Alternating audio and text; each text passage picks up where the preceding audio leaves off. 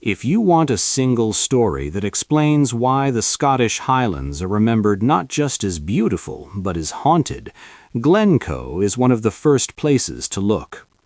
The Glencoe Massacre of February 1692 is often reduced to one line: Campbell's killed MacDonalds.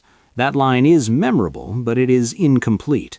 What happened in Glencoe was not simply a clan feud exploding in the snow.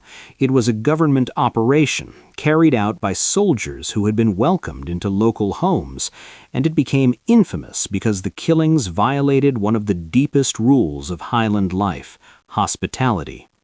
That sense of betrayal is why the event still carries such force in Scottish memory.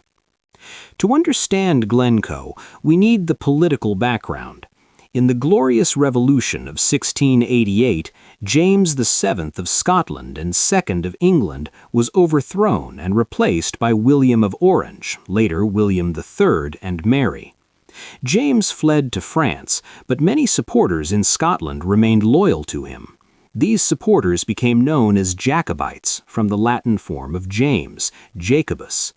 In the Highlands especially, politics, clan loyalties, personal rivalries, and survival were tightly bound together, and the government wanted the region brought firmly under control. The MacDonalds of Glencoe and the Campbells did have a long history of tension. Raiding, feuds, and rivalry were part of Highland politics, and both clans had deep roots and competing interests. But Glencoe was less a simple clan blood feud than a wider government effort to force Highland clans into line behind King William.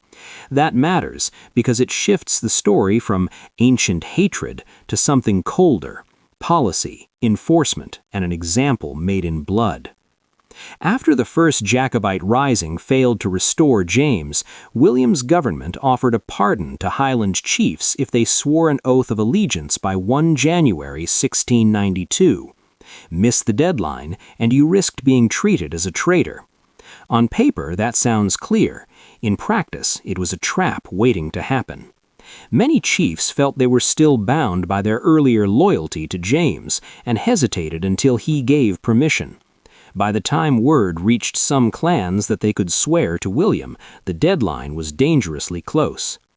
The chief of the Glencoe MacDonalds, Alistair MacDonald, tried to comply.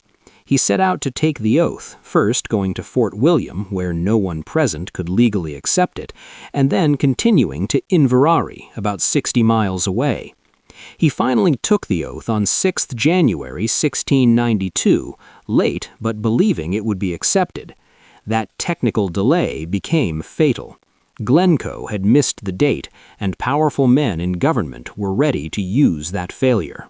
This is where the story becomes especially dark. Glencoe's punishment was not a sudden battlefield clash. It was prepared. In late January 1692, around 120 soldiers from the Earl of Argyll's regiment arrived in the Glen under Captain Robert Campbell of Glenlyon. They were quartered on the MacDonalds for nearly 2 weeks, meaning local families had to feed and house them. In Highland culture, hospitality was a serious obligation and a marker of trust. The MacDonalds were not hosting peaceful guests by choice, but once the soldiers were inside their homes, a bond had still been created. Then, on the evening of 12 February, the orders arrived. Glenlyon and the officers were instructed to attack the Glencoe MacDonalds and kill those under 70. What makes the order so chilling is how administrative it sounds. This was not drunken chaos or a spontaneous brawl. It was written down, passed along, and timed. The massacre was not a rumor or a legend created later. It was a real operation, and it came wrapped in paperwork.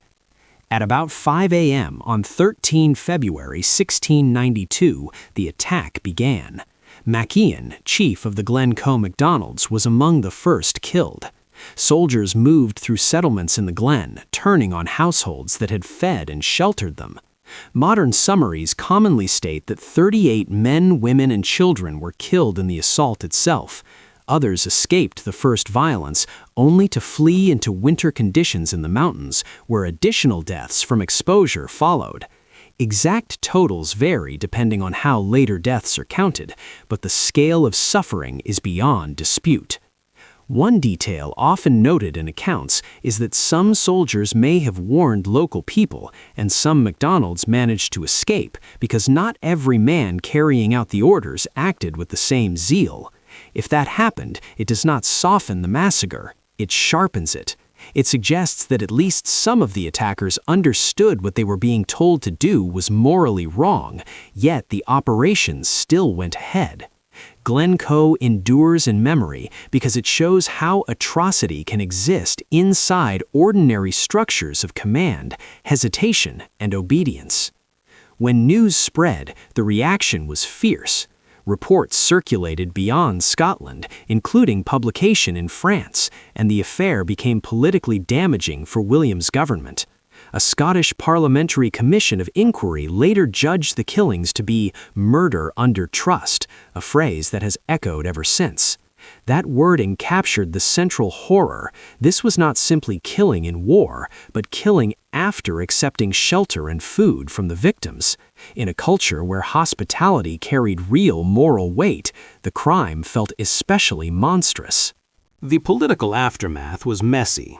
The massacre damaged William III's reputation in Scotland, although he was ultimately absolved of direct wrongdoing in the inquiry. Some figures associated with the policy behind the attack avoided the sort of punishment many expected. Popular memory, meanwhile, often spread blame widely onto the Campbells as a whole, even though only a limited number of Campbells were directly involved. History and memory began separating almost immediately. And that may be the most important lesson of Glencoe for a modern audience. We like history when it gives us clear villains in tartan and simple motives. Glencoe resists that. Yes, there were rival clans. Yes, there was Jacobite politics. But there was also bureaucracy, deadlines, authorizations, officers, written orders, and the language of discipline and pacification. This was violence made administrative. It was cruelty processed through official channels. And that is one reason Glencoe still feels so unsettlingly modern. It is also why the landscape matters so much to the story. The terrain was not just scenery, it shaped what happened. In winter, the mountains and weather could turn escape into another death sentence. When people visit the Glen today and feel that combination of grandeur and danger, they are sensing something the victims themselves knew intimately. Over the centuries, the massacre became larger than the immediate event. It entered Jacobite memory, Scottish historical writing, song, and popular culture. Sometimes the details shift. Sometimes the numbers change. Sometimes the story is retold mainly as a Campbell-MacDonald blood feud. But the enduring truth remains the same.